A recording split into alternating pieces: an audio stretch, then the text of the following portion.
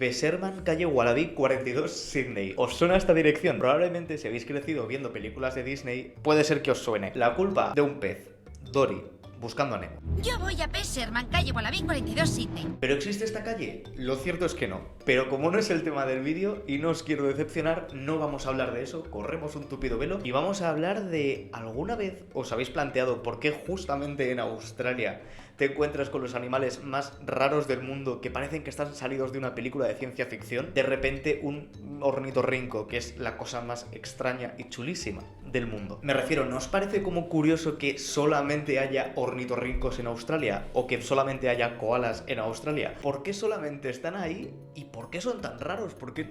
O sea, con mucho respeto, lo siento, señor ornitorrinco que esté viendo esto. Y ya no solamente eso, sino ¿por qué hay tantos animales venenosos y terroríficos en Australia? Y también vamos a hablar concretamente de cómo llegaron estos primeros humanos a Australia. Quiero decir que es que no os hacéis una idea de cuántos kilómetros hay hasta la zona de tierra más cercana. O sea, Nueva Zelanda, que supuestamente está al lado, en realidad está como a 4.000 kilómetros. Y hablando de estas primeras civilizaciones, ¿qué cultura aborigen queda todavía en Australia a día de hoy? Pues bueno, una semana más, bienvenidos a Guruwalk TV. Hoy, Australia y sus cosas más rocambolescas, desde su historia hasta la fauna. Vale, a ver, antes de nada tengo que deciros que ni soy geólogo ni soy artista. Soy majísimo y eso a ti te crispa. No, ahora en serio, no soy geólogo ni artista. Dicho esto de aquí que parece un huevo frito con la yema rota es Pangea. Por favor, poned de vuestra parte, he estudiado periodismo, no bellas artes.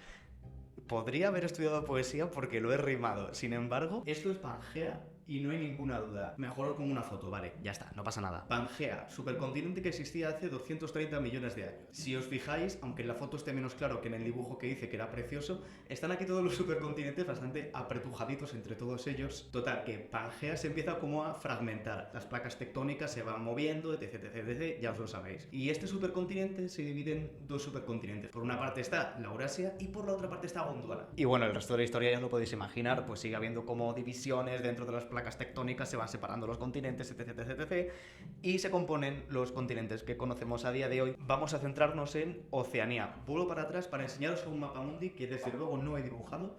Y mirad en concreto dónde está Oceanía y mirad lo lejos que está del resto del mundo. Entonces, bueno, no me voy a enrollar más y vamos a preguntarnos cómo llegaron estos primeros aborígenes, estas primeras personas a Australia si estaba tan lejos de todo. Esto nos lo va a responder Fernando, que es uno de nuestros guías de Free Tours aquí en Guruwalk y que hace visitas guiadas en Sydney. Llegaron desde Asia, hace unos, se cree, entre 65.000 y 120.000 años, más o menos. Y bueno, todo eso fue más o menos andando, casi todo, y en pequeñas embarcaciones, porque la mayoría del sur de Asia, Papúa Nueva Guinea, Australia y Tasmania, estaba todo unido en una gran isla que se llamaba la Gran Australia y simplemente pues pasaron andando. Y después hace como unos 8.000, 10.000 años subieron los niveles del mar y ya se cortó todo. Entonces, bueno, vinieron y ya se quedaron aislados aquí un poco después de todo. No sabía que hace tiempo se podía llegar prácticamente andando, en plan... Sí, claro, por la glaciación. Estaban todos los niveles del mar súper bajos y estaba casi toda la masa de tierra unida y pudieron pasar andando, sí. A ver, obviamente esto no fue un día para otro, pero tú imagínate que de repente llegas y al día siguiente, hostia, nos hemos quedado aquí sí, para pues siempre. Más o menos fue así, porque subió súper rápido el nivel del mar. Se dice que lo veían de generación en generación cómo se iba alejando ahí la tierra una de otra. Antes de seguir, recordaros que en Guruwalk tenemos free tours por todo el mundo. Fijaos si tenemos por todas partes, que es que incluso en las antípodas, en Australia, tenemos free tours. Bueno, ya que estáis, mientras veis el vídeo y tal, pues hombre, nos podéis seguir en nuestras redes sociales, que las dejo todas en la descripción. Y es que además os lo recomiendo porque estamos haciendo algún que otro sorteo y también estamos subiendo vídeos de curiosidades de el origen de cosas que vas a aprender en muchos free tours y en tus viajes. Por ejemplo, el origen del karaoke. Yo os lo dejo todo en la descripción y vamos a seguir con el vídeo y en concreto lanzo una pregunta, cambio absoluto de tema. ¿Cuáles fueron estas primeras poblaciones que llegaron a Australia? Los aborígenes, es decir, los habitantes originarios de Australia, están compuestos por más de 250 grupos lingüísticos. 250, que son un montón. Y además componen el 3% de toda la población de Australia. Pero ¿cómo llegaron los británicos a Australia por primera vez? Y de hecho, fueron realmente ellos los primeros en llegar, sin tener en cuenta que efectivamente los primeros en llegar fueron los propios aborígenes. En el 1788 plantaron por primera vez los británicos la bandera aquí y bueno, 18 años antes de eso, en 1770, sí que vino el capitán James Cook, que estaba dando la vuelta al mundo y explorando nuevos sitios, pues llegó desde Inglaterra hasta esta zona este de Australia y ya vio pues que era un muy buen sitio para quedarse, entonces pues ya lo planearon todo y llegaron aquí a final de 1700 para establecerse el Imperio Británico, pero no fueron ellos los primeros en llegar, que mucha gente no lo sabe, pero en el norte y en el oeste de Australia por primera vez llegaron los españoles y holandeses, 200 años antes de eso. Lo que pasa que como era una zona muy desértica y de islas,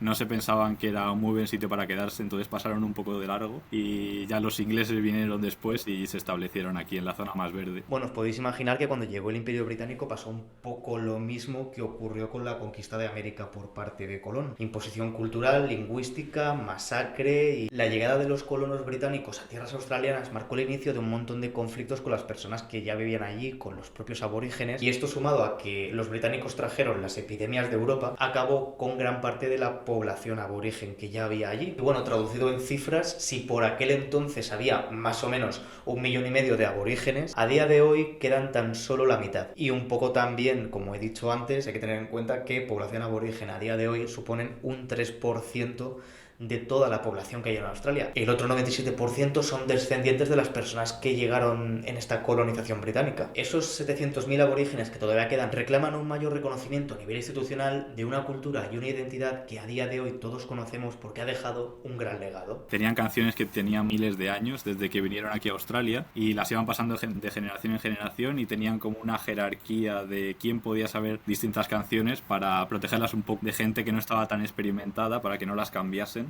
Muchísimas canciones de muchas cosas, pues como encontrar agua, como encontrar comida. Por ejemplo, si ves algún tipo de arte aborigen aquí en Australia, todos ellos representan mapas de Australia que iban siguiendo a través de las canciones y los iban dibujando a la vez. Por ejemplo, había una historia muy famosa que se llamaba la de las 7 hermanas. 7 hermanas van escapando de su cazador por toda Australia, entonces siguiendo la historia y dónde paran a comer y a encontrar refugio, pues ya saben dónde ir encontrando cada sitio, siguiendo la canción que ya sabe todo el mundo. Y no puedo publicar un vídeo sobre Australia y no hablar de uno de los temas que más impactan a la gente sobre este territorio: la cantidad de animales rarísimos y venenosos que hay en Australia. Pero antes de entrar en detalle y de hablar de ornitorrincos, de koalas, de cuocas, de wombats y de cosas, vamos a hablar de por qué hay animales tan raros aquí y que son únicamente de Australia. En otras palabras, ¿por qué no hay ornitorrincos en Albacete? Y como tenía muchas dudas alrededor de los animales de Australia, pensé, debería entrevistar a un veterinario experto en animales exóticos. Y por eso he entrevistado a Tomás Palomares, que trabaja en un hospital veterinario de animales exóticos y salvajes, además de hacer contenido divulgativo a través de sus redes sociales y de su podcast que se llama Esto es la jungla y que podéis escuchar en Podimo. Pero bueno, os dejo con la pregunta que le hice. ¿Por qué exactamente en Australia es donde nos encontramos a los animales más raros? Rollo el ornitorrinco, que es un mezclote de animales. Pues mira, la razón principal o la teoría más aceptada hasta ahora es que la lejanía que tiene Australia del resto de continentes es lo que ha hecho que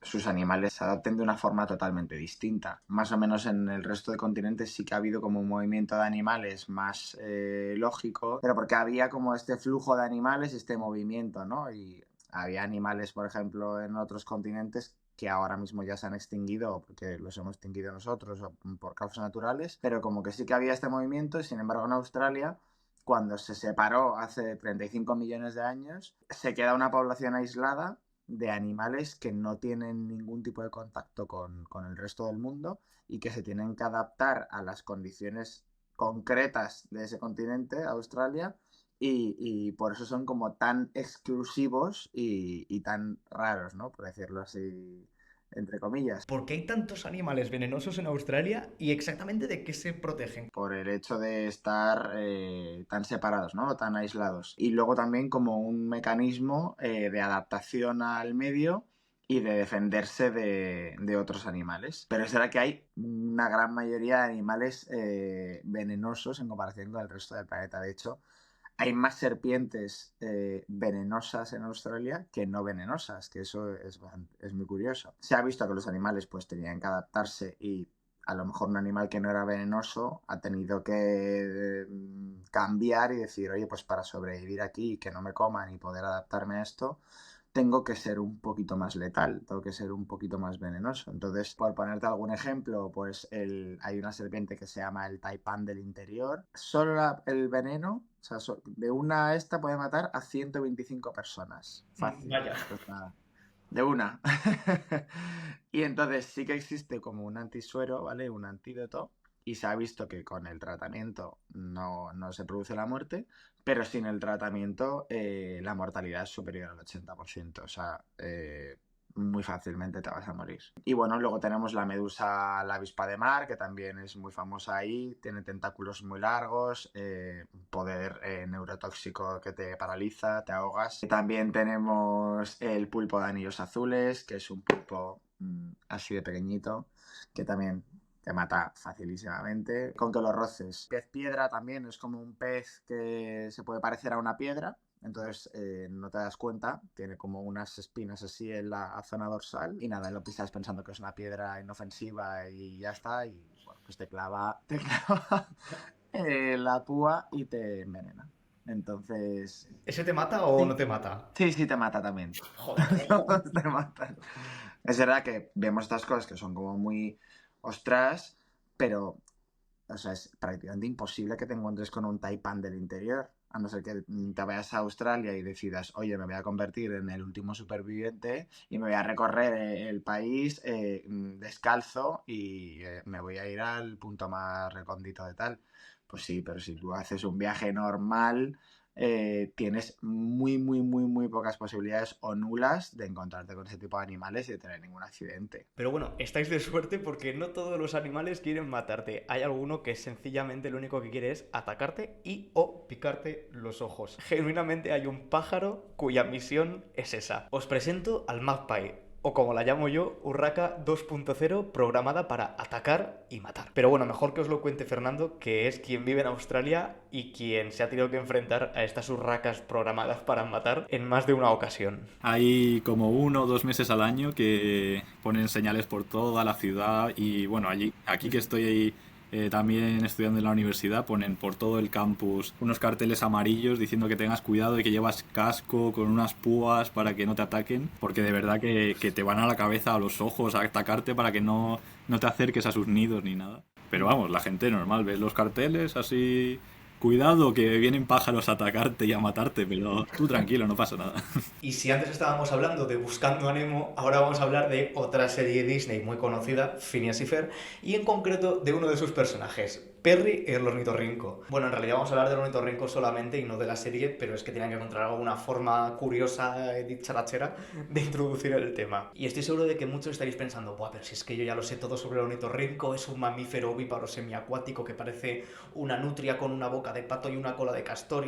No cantéis victoria, porque hay un montón de cosas que me dijo Tomás que yo pensaba que sabía de todo sobre el ornitorrinco, sin embargo, me quedé bastante a cuadros. Es un tema alucinante, o sea, es como una excepción de la naturaleza. Son los únicos mamíferos que se reproducen mediante huevos y que luego amamantan a las crías, o sea, es como una condición excepcional. Tiene muchísimas características únicas, pues la cola, por ejemplo, que hablábamos de castor, pues le sirve para nadar fácilmente, es una reserva de grasa muy buena para cuando no encuentran alimento. El pico, la gente se piensa que a lo mejor es como el de un pato, pero está cubierto de piel, no es como duro, ¿vale? Es más blandito. Y luego los machos tienen una característica que es que tienen un espolón en las patas que puede ser venenoso si te lo clavan. No lo hacen de forma natural o que no suelen hacerlo. Si llega típico cafre, se encuentra un ornitorrinco y decide que la gracia es cogerlo y hacerse una foto con él, pues el ornitorrinco también tiene que protegerse. Entonces tiene ahí como si fuese una uña, como un espolón que te puede clavar, no te mata, ¿vale? O sea que no, no entra en el apartado anterior. Vale, bien, bien. Y bueno, el tema de la reproducción, que es eso lo más curioso, pues tienen como un cortejo que empiezan a dar como vueltas y una vez ya ocurre como la cópula, pues lo que pasa es que la hembra, en vez de como si fuese, imagínate, una gallina que crea el huevo y al día siguiente el huevo está fuera. En los ornitorrincos hay como dos fases, ¿vale? Una que es que se forma el huevo y pasa primero un gran periodo de tiempo dentro de la madre. Y ahí se va formando el huevo. Luego ya la madre los pone y pasa la última fase de esta incubación fuera y ya la madre como que los protege y es así. Y luego hay una cosa súper curiosa que es que a las crías les sale como un diente craneal y entonces con ese diente le dan así un golpe y rompen la cáscara, ¿vale? ¡Hala!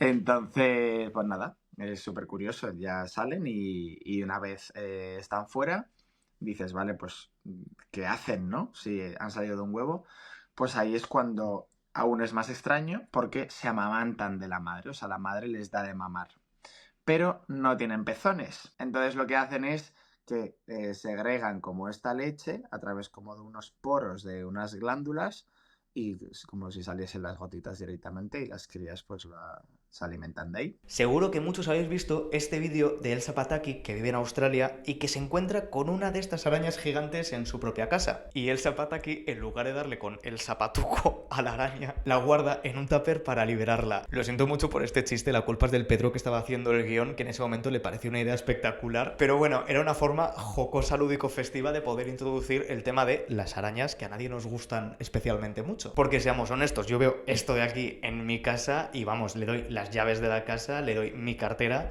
le doy a mi primogénito si me lo pide para sacrificarlo, yo qué sé. En contraposición con cómo yo me sentiría respecto a esas arañas, en Australia de hecho se agradece tener estas arañas gigantes en casa. Nos lo cuentan tanto Tomás como Fernando. Hay gente que va a los bosques y cogen unas tarántulas enormes y las ponen dentro de las habitaciones para que se coman los mosquitos. No es raro ver en alguna habitación alguna tarántula enorme caminando por las paredes. Esas no hacen nada, son las marrones, pero si son pequeñitas y negras, mejor ni tocarlas. Por la ciudad hay más arañas, o sea, sí, que son grandecitas como tu mano, pero no hacen mucho. Están ahí por los parques y demás, colgando por los árboles. Te diría que justo es lo que menos nos tendría que preocupar. Dan como mucho miedo, son muy grandes, pero no son venenosas para el ser humano. Entonces, obviamente te pueden picar, pero son tantos los beneficios que te puede dar vivir con una araña en Australia, que sobre todo es que te controla todas las poblaciones de mosquitos. Yo creo que mejor tener ahí una araña que sabes que no es muy venenosa y que la tienes ahí controlada, que a ver lo que puede entrar después. Y volvamos, por favor, a los animales más lindos. ¿Sabíais que en Australia existe el animal más feliz del mundo? Es que tiene cara de señor mayor mega entrañable que te invita a una barbacoa con su familia y se llama Rogelio. Pues un poco esa cara, ¿no? ¿Pero son acaso tan felices? Y esta pregunta suena muy dramática porque parece que voy a decir que es un criminal perseguido por el FBI. Pero bueno, que nos lo resuelva Tomás. Siento romper un poco la magia en esto, básicamente porque su hocico tiene una curvatura en concreto que hace que parezca que están sonriendo siempre. Pero en teoría no es que sean tan felices. Es verdad que es un animal muy guay porque es súper amistoso, súper sociable, tanto con otros de su misma especie como por ejemplo, con los humanos. Como que no tienen nunca ningún problema, no son animales nada conflictivos, nada así. Obviamente, lo que hablábamos, ¿no? Cuando tú coges a un animal, pues se tiene que defender, huir y si se ve acorralado o lo que sea, pues atacar como pueda.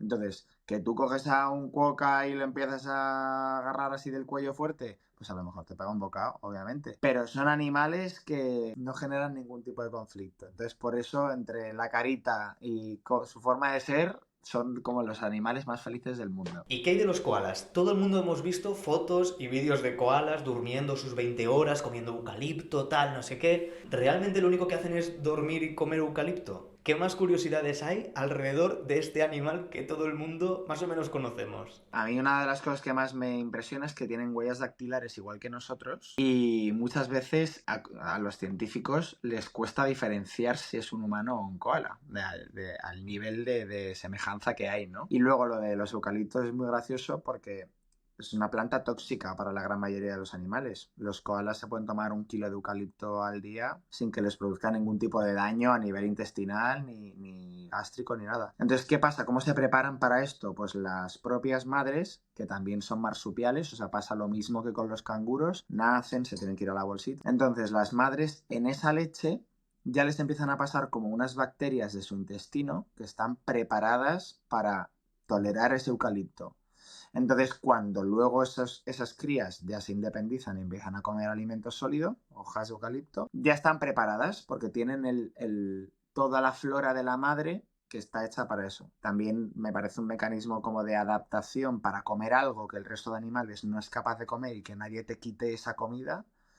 Increíble. Y sobre todo que es la base de la alimentación y así no tienen que bajar de los árboles, que es donde son más indefensos. Entonces pueden pasar la gran mayoría del tiempo arriba y tienen más posibilidades de supervivencia. Y bueno, no es oro todo lo que reluce y no podemos no hablar de este tema. En Australia hay muchos animales en peligro de extinción. De hecho, los propios koalas de los que estábamos hablando y que nos parecen tan lindos estuvieron a punto de entrar en un peligro muy tocho de extinción. Y esto es algo que, como nos explica Tomás, es responsabilidad del animal más peligroso del mundo, que somos nosotros los humanos. Una de las cosas más lamentables que ha pasado en Australia fue el incendio de hace unos años, en el que se ha contabilizado que murieron más de 3.000 millones de animales. Poblaciones literalmente de animales que no estaban en peligro de extinción llegar al límite. O sea, por ejemplo, el koala no está en peligro de extinción actualmente, pero ha llegado a acercarse mucho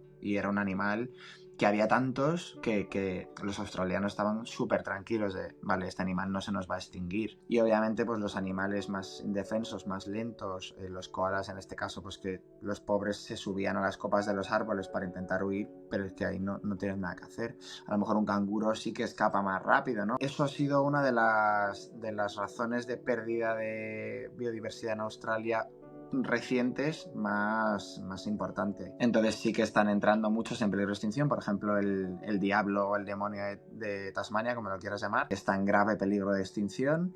Lo tenemos muy como demonizado también porque pensamos que es súper malo y tal, pero para nada, simplemente que hace un ruido como si fuese maligno por cuando se están apareando o peleando. Hay muchísimos proyectos de conservación.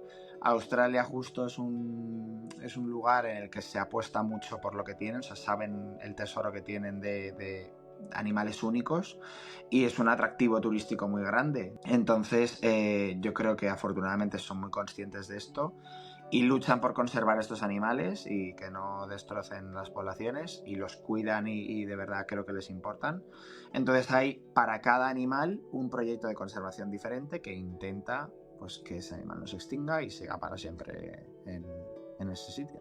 Y por eso contenidos divulgativos como hace Tomás son tan importantes para valorar la biodiversidad y también cuidarla. Al igual que visitas guiadas como las que hace Fernando también son muy importantes para divulgar y conservar la historia de Australia y que así no podamos olvidar la importancia que tiene los orígenes de la cultura y de la historia con la identidad de un país o de una ciudad a día de hoy, como por ejemplo ocurre en Australia con la importancia que tiene la cultura aborigen con la identidad australiana a día de hoy. Y nada, llegados a este punto del vídeo solamente me queda daros las gracias por ver este vídeo hasta el final. Podéis suscribiros si os ha gustado el vídeo, si no os ha gustado también, porque puede ser que el siguiente vídeo os guste mucho y no os lo podéis perder. Y también nos podéis seguir en nuestras redes sociales, os lo voy a dejar todo en la descripción. Y sobre todo podéis reservar uno de nuestros free tours aquí en Guru World. Así que nada, una vez más, muchas gracias y nos vemos en el próximo vídeo.